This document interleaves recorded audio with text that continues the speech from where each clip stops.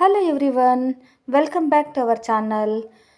Friends, ಇವತ್ತಿನ ವಿಡಿಯೋದಲ್ಲಿ ನೀವು ನೋಡ್ತಾ ಇರೋದು ನಿಮ್ಮ ಮನೇಲಿ ಏನಾದರೂ ಹಳೆ ನೈಟಿ ಇದೆಯಾ ಅಥವಾ ಟವಲ್ ಇದೆಯಾ, ಫ್ರಾಕ್ಗಳಿದೆಯಾ, ಏನೇ ಇದ್ದರೂ ಕೂಡ ಬಿಸಾಕಲಿಕ್ಕೆ ಹೋಗಲೇಬೇಡಿ. ಅದೇನಾದರೂ ಒಳ್ಳೆ ಕಂಡೀಷನಲ್ಲಿ ಇದೆ ಅಂತ ಆದರೆ ಖಂಡಿತವಾಗ್ಲೂ ನೀವು ಅದನ್ನ ಬಿಸಾಕಲಿಕ್ಕೆ ಹೋಗಬೇಡಿ.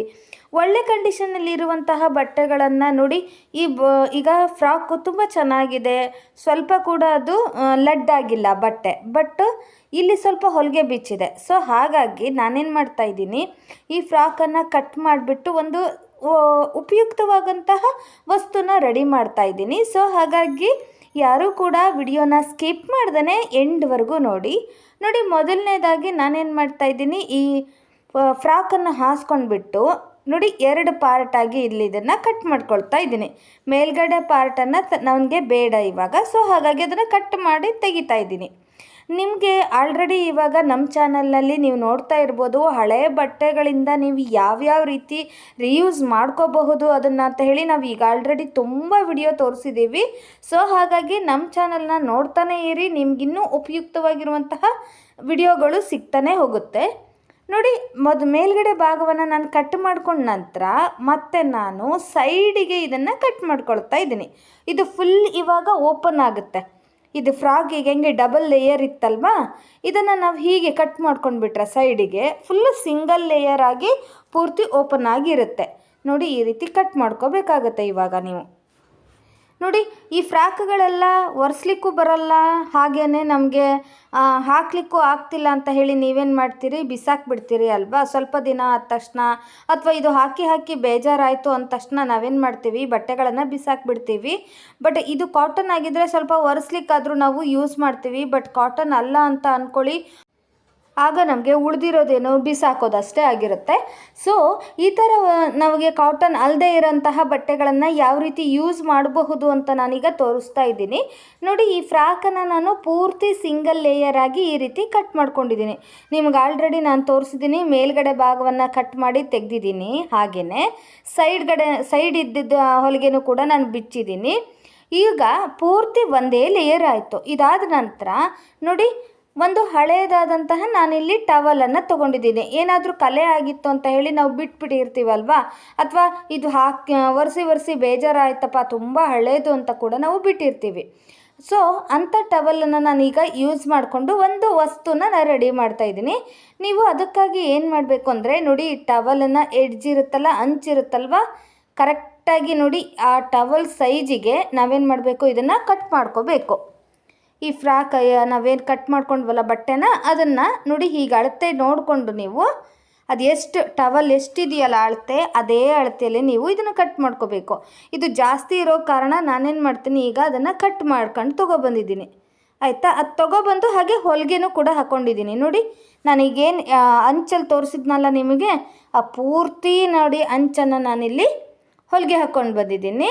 ಈಗ ಇದನ್ನು ಜಾಸ್ತಿ ಆಗಿರುವಂತಹ ಬಟ್ಟೆನ, ಅದೇನು ಟವಲ್ ಎಷ್ಟಿದೆಯಲ್ಲ ಅಷ್ಟಕ್ಕೆ ಮಾತ್ರ ನಮಗೆ ಬೇಕಾಗಿರೋದು ಈ ಬಟ್ಟೆ. ಸೊ ಜಾಸ್ತಿ ಆಗಿರುವ ಬಟ್ಟೆನ ನಾವೇನು ಮಾಡೋಣ, ಕಟ್ ಮಾಡ್ಕೊಂಬಿಡೋಣ. ನಮಗಿದು ಅವಶ್ಯಕತೆ ಇಲ್ಲ ಇವಾಗ. ಸೊ ಹಾಗಾಗಿ ಬೇರೆ ಇನ್ಯಾವುದಕ್ಕಾದ್ರೂ ಯೂಸ್ ಮಾಡಿದ್ರಾಯ್ತು. ಈಗ ಇದೆಷ್ಟು ಅಳತೆಯಲ್ಲಿ ಇದೆಯಲ್ಲ, ಸೊ ಅದನ್ನು ಬಿಟ್ಬಿಟ್ಟು ಉಳಿದದ್ದನ್ನು ನಾನಿಲ್ಲಿ ಕಟ್ ಮಾಡ್ಕೊಳ್ತಾ ಇದ್ದೀನಿ. ನೋಡಿ, ಈ ರೀತಿ ಪೂರ್ತಿಯಾಗಿ ನೀವು ಟವಲ್ಲು ಮತ್ತು ಹಾಗೆ ನಾವು ತೊಗೊಂಡಿರುವಂಥ ಈ ಫ್ರಾಕಿನ ಬಟ್ಟೆ ಇದೆರಡೂ ಕೂಡ ನೀಟಾಗಿ ಒಂದೇ ಲೆವೆಲಲ್ಲಿ ಇರಬೇಕು. ಸ್ವಲ್ಪ ಕೂಡ ಜಾಸ್ತಿ ಏನೂ ಬೇಕಾಗಿಲ್ಲ. ನೋಡಿ, ಇದಿಷ್ಟು ಪೂರ್ತಿ ನಾನು ಈಗ ಕಟ್ ಮಾಡಿ ಇಟ್ಕೊಂಡಿದ್ದೀನಿ. ನಂತರ ನೀವೇನು ಮಾಡಬೇಕು, ಪೂರ್ತಿಯಾಗಿ ಟವಲನ್ನು 4 ಬದಿಯಲ್ಲೂ ಕೂಡ ಹೊಲಿಗೆನ ಹಾಕ್ಕೊಂಬರ್ಬೇಕು. ನಾನೀಗ ನೋಡಿ, ಹೊಲಿಗೆನ ನಾನು ಈಗ ಒಂದು ಬದಿಯಲ್ಲಿ ಮುಂಚೆ ಹಾಕಿದ್ದು ತೋರಿಸಿದ್ದಾಗಿತ್ತು. ಈಗ 4 ಬದಿಯಲ್ಲೂ ನೀಟಾಗಿ ಹೊಲಿಗೆ ಹಾಕ್ಕೊಂಡಿದ್ದೀನಿ. ನೋಡಿ, ಹೀಗೆ ಕೆಳಗಡೆ ಟವಲ್ ಬರಬೇಕು, ಮೇಲ್ಗಡೆ ಫ್ರಾಕ್ ಬರಬೇಕು. ಇದು ಏನಕ್ಕಪ್ಪ ಯೂಸ್ ಆಗುತ್ತೆ ಅಂತ ಹೇಳಿ ನೀವು ಅಂದ್ಕೊತಿರ್ಬೋದು. ವೆಯ್ಟ್ ಫುಲ್ ನೋಡಿದರೆ ನಿಮಗೆ ಒಂದು ಐಡಿಯಾ ಬರುತ್ತೆ. ನೋಡಿ, ಈ ರೀತಿ ನೋಡಿ, ಈಗ ಈ ಥರ ಆಗಿದೆ. ನಾನೇನು ಮಾಡಿದ್ದೀನಿ, ಸೈಡಿಗೆ ಹಾಗೆಯೇ ಪೂರ್ತಿಯಾಗಿ ನಾನು 4 ಬದಿಯಲ್ಲೂ ಕೂಡ ನೀಟಾಗಿ ಹೊಲಿಗೆ ಹಾಕ್ಕೊಂಡಿದ್ದೀನಿ. ನೋಡಿದ್ರಲ್ಲ ಎಷ್ಟು ಸುಂದರವಾಗಿರುವಂತಹ ಮ್ಯಾಟು ರೆಡಿ ಆಯಿತು. ನೀವು ಇದನ್ನು ಬೆಡ್ ಕೆಳಗಡೆ ಕೂಡ ಹಾಕಬಹುದು, ತುಂಬ ಚೆನ್ನಾಗಿ ಕಾಣಿಸುತ್ತೆ. ನೋಡಿ, ಈ ರೀತಿ ಮ್ಯಾಟ್ಗಳನ್ನು ನೀವು ಬೆಡ್ ಕೆಳಗಡೆ ಉದ್ದಕ್ಕೆ ಹೀಗೆ ಹಾಕಿದರೆ ನಿಮ್ಮ ಬೆಡ್ ಸ್ಪ್ರೆಡ್ ಕೂಡ ಗಲೀಜಾಗೋದಿಲ್ಲ, ತುಂಬ ನೀಟಾಗಿರುತ್ತೆ. ಅಥವಾ ನೀವು ಮಕ್ಕಳಿಗೆ ಹೋಮ್ವರ್ಕ್ ಬರಲಿಕ್ಕೆ ಅವಾಗೆಲ್ಲ ನೀವು ಕೆಳಗಡೆ ಇದನ್ನು ಮ್ಯಾಟ್ ಥರ ಹಾಕಿಬಿಟ್ಟು ಅವ್ರನ್ನ ಕೂರಿಸ್ಲಿಕ್ಕೂ ಕೂಡ ಯೂಸ್ ಮಾಡ್ಕೋಬಹುದು. ಅಥವಾ ಕಾಲು ಒರೆಸೋಕ್ಕೆ ಕೂಡ ನೀವು ಹಾಕಬಹುದು. ಅಥವಾ ಟಿ ವಿ ಟೇಬಲ್ಲಿಗೆ ನೀವು ಮೇಲ್ಗಡೆ ಕೂಡ ಇದನ್ನು ಹಾಕ್ಬೋದು. ಅಥವಾ ಊಟಕ್ಕೆ ಕೂತ್ಕೊಂಡಾಗ ಪಂತಿ ಚಾಪಿ ಥರ ಕೂಡ ನೀವು ಯೂಸ್ ಮಾಡ್ಕೋಬಹುದು. ನೋಡಿ, ಎಷ್ಟು ಮಲ್ಟಿಪರ್ಪಸ್ ನೀವು ಯೂಸ್ ಮಾಡ್ಕೋಬಹುದು. ಈ ಥರ ಬಟ್ಟೆನ ನಾವು ಹೊಲಿದ್ಬಿಟ್ಟು ಎಷ್ಟೆಲ್ಲ ನಿಮಗೆ ಉಪಯೋಗ ಇದೆ ಅಂದರೆ ಇನ್ಮೇಲೆ ನೀವು ಈ ರೀತಿ ಬಟ್ಟೆಗಳನ್ನು ಬಿಸಾಕೋದಿಲ್ಲ ಅಂತ ಹೇಳಿ ನಾನು ಅಂದ್ಕೊಂಡಿದ್ದೀನಿ. ನೋಡಿ, ಪಂತಿ ಚಾಪಿ ಥರ ಯೂಸ್ ಮಾಡಲಿಕ್ಕಂತೂ ಸಖತ್ತಾಗಿದೆ. ಹಾಗೆಯೇ ಮಕ್ಕಳಿಗೆ ನೆಲದ ಮೇಲೆ ಕೂರುವಾಗ ಇದನ್ನು ಹಾಸ್ಬಿಟ್ಟು ಕೂರ್ಲಿಕ್ಕೂ ಕೂಡ ತುಂಬಾ ಚೆನ್ನಾಗಾಗುತ್ತೆ. ನಿಮಗೆಲ್ಲ ಈ ವಿಡಿಯೋ ಇಷ್ಟ ಆಗಿದೆ ಅಂದ್ಕೊಂಡಿದ್ದೀನಿ, ಯೂಸ್ ಆಗುತ್ತೆ ಅಂದ್ಕೊಂಡಿದ್ದೀನಿ. ನಿಮಗೆಲ್ಲ ಯೂಸ್ ಆದರೆ ಮರೀದೇನೆ ಲೈಕ್ ಮಾಡಿ, ಹಾಗೆ ನಿಮ್ಮ ಫ್ರೆಂಡ್ಸ್ ಆ್ಯಂಡ್ ಫ್ಯಾಮಿಲಿಗೂ ಕೂಡ ಶೇರ್ ಮಾಡೋದನ್ನು ಮರಿಬೇಡಿ. ಈ ರೀತಿ ನಿಮ್ಮನೇಲಿ ಏನಾದರೂ ವೇಸ್ಟಾಗಿ ಬಿದ್ದಿರುವಂತಹ ಡಬ್ಬಗಳಿದೆಯಾ? ಅವುಗಳನ್ನು ಬೇಡ ಅಂತ ಹಾಗೆ ಮೂಲೆ ಗುಂಪು ಮಾಡಿದ್ದೀರಾ? ಅಥವಾ ಬೇಡ ಅಂತ ಬಿಸಾಕೋದಕ್ಕೆ ಇಟ್ಟಿದ್ದೀರಾ? ದಯವಿಟ್ಟು ಇದನ್ನು ಬಿಸಾಕಲೇಬೇಡಿ. ಇದರಿಂದ ಇನ್ನೂ ಕೂಡ ಒಮ್ಮೆ ಬೆಲ್ ಬಟನ್ ಕ್ಲಿಕ್ ಮಾಡಿದರೆ ಸಾಕು, ನಮ್ಮ ಪ್ರತಿ ವಿಡಿಯೋದ ನೋಟಿಫಿಕೇಶನ್ ನಿಮಗೆ ಬೇಗನೆ ಬಂದು ತಲುಪಬಹುದು ಅನ್ನೋದನ್ನು ನಾನು ಇವತ್ತಿನ ವಿಡಿಯೋದಲ್ಲಿ ತಿಳಿಸ್ಕೊಡ್ತಾ ಇದ್ದೀನಿ. ಸೊ ವಿಡಿಯೋನ ಮುಂದುವರಿಸೋಕ್ಕೂ ಮುಂಚೆ ಈ ವಿಡಿಯೋ ಏನಾದರೂ ನಿಮಗೆ ಇಷ್ಟ ಆದರೆ ಲೈಕ್ ಮಾಡೋದನ್ನು ಮರಿಬೇಡಿ. ಹಾಗೆ ನಿಮ್ಮ ಫ್ರೆಂಡ್ಸ್ ಆ್ಯಂಡ್ ಫ್ಯಾಮಿಲಿಗೂ ಕೂಡ ಶೇರ್ ಮಾಡಿ. ನಮ್ಮ ಚಾನಲ್ನ ಯಾರಾದರೂ ಸಬ್ಸ್ಕ್ರೈಬ್ ಮಾಡ್ದೇ ನೋಡ್ತಾ ಇದ್ದರೆ ದಯವಿಟ್ಟು ಈಗಲೇ ಸಬ್ಸ್ಕ್ರೈಬ್ ಮಾಡ್ಕೊಳ್ಳಿ. ನೋಡಿ, ನನ್ನ ಹತ್ರ ಇಲ್ಲೊಂದು ಪ್ರೋಟೀನ್ ಪೌಡರ್ನ ಬಾಕ್ಸ್ ಇದೆ. ಖಾಲಿಯಾಗಿರುವಂತಹ ಈ ರೀತಿ ಪ್ರೋಟೀನ್ ಪೌಡರ್ನ ಬಾಕ್ಸ್ಗಳನ್ನು ನೀವೇನು ಮಾಡ್ತೀರಾ? ಬೇಡ ಅಂತ ಬಿಸಾಕ್ಬಿಡ್ತೀರಾ. ಭಾಳ ಅಂದರೆ ಇದ್ರ ಒಳಗಡೆ ಮಣ್ಣು ಹಾಕಿಬಿಟ್ಟು ಒಂದು ಗಿಡನ ನೆಡಬಹುದು. ನೋಡಿ, ಅದನ್ನು ಮಾಡಿದರೆ ಇನ್ನೂ ಕೂಡ ಒಳ್ಳೆಯದು. ಆದರೆ ಬಿಸಾಕಿದರೆ ಏನು ಬಂತು ಅಲ್ವಾ? ಅದರ ಬದಲು ನೀವು ಪ್ಲ್ಯಾಂಟ್ಗಳನ್ನು ನೆಡಲಿಕ್ಕೆ ಈ ರೀತಿ ಸಣ್ಣ ಸಣ್ಣ ಇರೋಂತಹ ಬಾಕ್ಸ್ಗಳನ್ನು ಉಪಯೋಗಿಸಬಹುದು. ನೋಡಿ, ನಾನಿಲ್ಲಿ ಮೇಲ್ಗಡೆ ಈ ಬಾಕ್ಸಿನ ಮೇಲ್ಗಡೆ ಈ ರೀತಿ ಗಮ್ಮನ್ನು ಹಾಕಿಬಿಟ್ಟು ಅದರ ಮೇಲ್ಗಡೆ ನಾನಿಲ್ಲಿ ಒಂದು ಕ್ಲಾತನ್ನು ಬಟ್ಟೆಯನ್ನು ನಾನಿಲ್ಲಿ ಇದ್ರ ಮೇಲ್ಗಡೆ ಅಂಟಿಸ್ಕೊಳ್ತಾ ಇದ್ದೀನಿ. ನೀವು ಇನ್ನೂ ಚೆನ್ನಾಗಿರೋ ಬಟ್ಟೆ ಇದ್ದರೆ ಅದನ್ನು ಕೂಡ ನೀವು ಅಂಟಿಸಬಹುದು. ನನಗೆ ಇಲ್ಲಿ ಈ ಕಲರ್ ಇಷ್ಟ ಆಯಿತು. ಸೊ ಹಾಗಾಗಿ ನಾನಿಲ್ಲಿ ಈ ಬಟ್ಟೆಯನ್ನು ಈ ರೀತಿ ನೋಡಿ ಹೀಗೆ ಗಮ್ ಹಾಕಿಬಿಟ್ಟು ಪೂರ್ತಿ ಈ ಕಂಟೈನರ್ಗೆ, ಈ ಬಾಕ್ಸಿಗೆ ನಾವೇನು ಮಾಡಬೇಕು, ಹೀಗೆ ನೀಟಾಗಿ ಅಂಟಿಸ್ಕೊಳ್ಬೇಕು.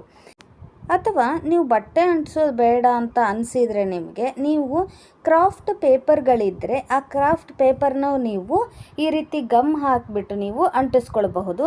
ನೋಡಿ, ನಾನಿಲ್ಲಿ ಬಟ್ಟೆನ ಅಂಟಿಸ್ಕೊಳ್ತಾ ಇದ್ದೀನಿ. ಕೆಲವೊಂದು ಸರಿ ಈ ಪೇಪರ್ ಕೂಡ ಬಣ್ಣ ಬಿಟ್ಬಿಡುತ್ತಲ್ವ ತುಂಬ ದಿನ ಆದಮೇಲೆ. ಆದರೆ ಈ ಬಟ್ಟೆ ಆದರೆ ಏನೂ ಆಗೋದಿಲ್ಲ. ನಾವು ಹೇಗೆ ಮಾಡಿರ್ತೀವಿ ನೋಡಿ, ಎಷ್ಟು ದಿನ ಆದರೂ ಕೂಡ ಹಾಗೇ ಇರುತ್ತೆ.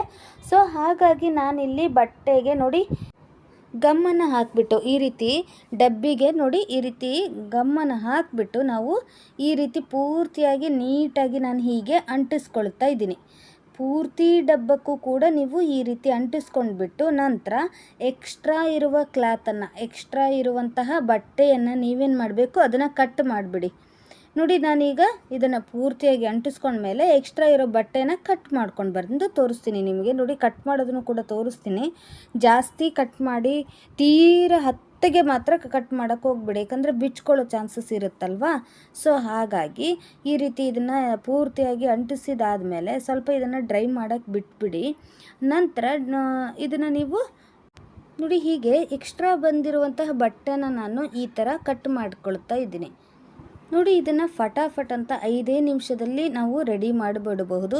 ವೇಸ್ಟ್ ಆಗಿರುವಂತಹ ಒಂದು ಡಬ್ಬನ ತೊಗೊಂಡ್ಬಿಟ್ಟು ಅದರ ಮೇಲ್ಗಡೆ ನೀವು ನಿಮಗೆ ಚೆನ್ನಾಗಿ ಕಾಣಿಸುವಂತಹ ನಿಮಗೆ ಬೇಕಾದಂತಹ ಪೇಪರ್ ಅಥವಾ ಒಂದು ಕ್ಲಾತನ್ನು ತೊಗೊಂಡ್ಬಿಟ್ಟು ಅದನ್ನು ನೀವು ಈ ರೀತಿ ಅಂಟಿಸ್ಕೊಂಡು ನಂತರ ಮೇಲ್ಗಡೆ ಒಂದು ಚೆನ್ನಾಗಿರುವಂತಹ ಲೇಸನ್ನು ಹೀಗೆ ಕಟ್ಕೊಂಡ್ಬಿಟ್ರೆ ಆಯಿತು. ಎಷ್ಟು ಚೆನ್ನಾಗಿ ರೆಡಿಯಾಗಿಬಿಡುತ್ತೆ ನಿಮ್ಮ ಪೆನ್ ಸ್ಟ್ಯಾಂಡ್. ನೀವು ಇದನ್ನು ಪೆನ್ ಸ್ಟ್ಯಾಂಡ್ ಆಗಿ ಕೂಡ ಬಳಸಬಹುದು, ಅಥವಾ ಮೇಕಪ್ ಬ್ರಷ್ಗಳನ್ನು ಇಡಲಿಕ್ಕೆ ಬಳಸಬಹುದು, ಅಥವಾ ಅಡುಗೆ ಮನೆಗಳಲ್ಲಿ ಚಾಕು ಮತ್ತು ಕತ್ತರಿಗಳನ್ನು ಇಡಲಿಕ್ಕೆ ಅಂತ ಹೇಳಿ ಬಳಸಬಹುದು. ನೋಡಿ, ಹಾಗೆ ಇಡೋದಕ್ಕಿಂತ ಈ ರೀತಿ ಏನಾದರೂ ಒಂದು ಡೆಕೋರೇಟಿವ್ ಆಗಿ ಮಾಡಿಬಿಟ್ಟು ಇಟ್ಟರೆ ನೋಡಲಿಕ್ಕೂ ಕೂಡ ಚೆನ್ನಾಗಿ ಕಾಣಿಸುತ್ತೆ. ನೋಡಿ ನಾನಿಲ್ಲಿ ಈ ರೀತಿ ರೆಡಿ ಆದಮೇಲೆ ಇದರ ಒಳಗಡೆ ನಾನು ಪೆನ್ನುಗಳನ್ನು ಇಡ್ತಾ ಇದ್ದೀನಿ. ಪೆನ್ನು, ಮಾರ್ಕರು, ಕತ್ರಿ ಇವುಗಳನ್ನು ನೀವು ಆರಾಮಾಗಿ ಇದ್ರ ಒಳಗಡೆ ಇಟ್ಕೋಬೋದು. ಸ್ಟಡಿ ಟೇಬಲ್ ಮೇಲೆ ಅಥವಾ ಡ್ರೆಸ್ಸಿಂಗ್ ಟೇಬಲ್ ಮೇಲೆ ಅಥವಾ ನೀವು ಅಡುಗೆ ಮನೆಯಲ್ಲೂ ಕೂಡ ಈ ರೀತಿ ನೀವು ಮಾಡ್ಕೊಂಡ್ಬಿಟ್ಟು ಅದರ ಒಳಗಡೆ ಇಟ್ಕೋಬಹುದು. ನೋಡಿ ಈ ರೀತಿ ನಾವು ಬಾಕ್ಸ್ಗಳನ್ನು ಉಪಯೋಗಿಸ್ಬಿಟ್ಟು ನಾವೀಗ ಪೆನ್ ಸ್ಟ್ಯಾಂಡ್ ಮಾಡಿದ್ವಲ್ವ, ಈ ಬಾಕ್ಸನ್ನು ಉಪಯೋಗಿಸೋದು ಬಿಟ್ಟು ಮತ್ತೆ ಯಾವ ರೀತಿಯಲ್ಲಿ ನಾವು ಪೆನ್ ಸ್ಟ್ಯಾಂಡ್ ಮಾಡಬಹುದು ಅನ್ನೋದನ್ನು ನೆಕ್ಸ್ಟ್ ಇನ್ನೊಂದು ರೀಯೂಸಲ್ಲಿ ನಾನು ತಿಳಿಸ್ಕೊಡ್ತಾ ಇದ್ದೀನಿ. ಸೊ ವಿಡಿಯೋನ ಎಂಡ್ವರೆಗೂ ನೋಡಿ. ಇಷ್ಟು ಚಿಕ್ಕದಾಗಿ